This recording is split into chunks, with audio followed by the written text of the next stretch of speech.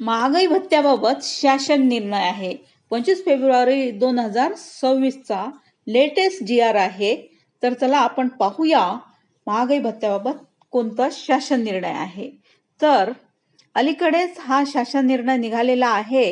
राज्य शासकीय व इतर पात्र कर्मचाऱ्यांच्या अनुज्ञेय महागाई भत्त्यात दिनांक 1 जुलै 2025 पासून सुधारणा करण्याबाबत हा शासन निर्णय आहे महाराष्ट्र शासनाचा.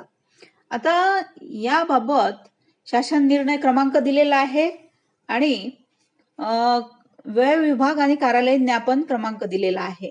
आता शासन निर्णय काय आहे ते आपण पाहूया.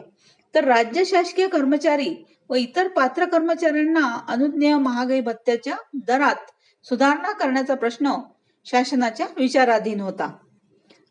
आता नेक्स्ट नंबर मध्ये दिलेला आहे, शासन असे आदेश देत आहे की दिनांक 1 जुलै 2025 पासून 7व्या वेतन आयोगाबाबत वेतन आयोगानुसार सुधारित वेतन संरचनेतील मूळ वेतनावरील अनुज्ञेय महागाई भत्त्याचा दर 55% वरून 58% करण्यात यावा.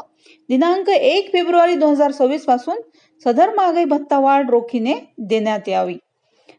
माहे जुलै 2025 ते ऑक्टोबर 2025 या कालावधीतील थकबाकी मार्च 2026 या महिन्यात रोखीने अदा करण्यात यावी.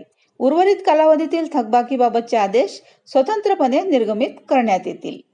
आता नंबर 3 मध्ये आहे, महागाई भत्त्याची रक्कम प्रदान करण्यासंदर्भातील विद्यमान तरतुदी व कार्यपद्धती आहे त्याच प्रकारे यापुढे.